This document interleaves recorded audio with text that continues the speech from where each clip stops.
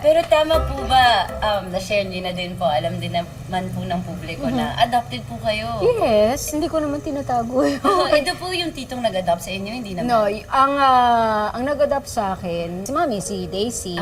Ang real mom ko is kapatid niya.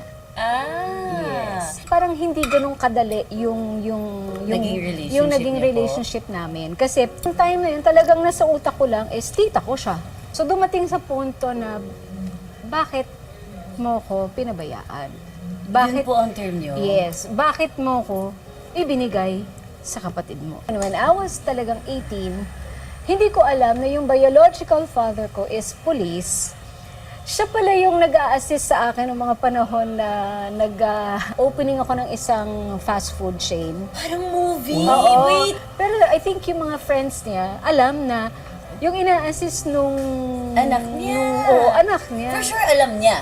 Alam niya. Alam niya. Alam oo. niya. Ako na-amaze ako personally na ang strong niyo.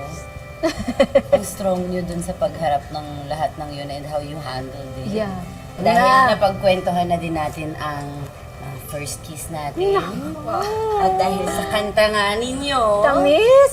tamis ng unang halik, meron tayong mga lips dito. Nako, ano kaya ito? Na nasa likod po nitong mga lips, ang picture ng first kiss ninyo, Joe.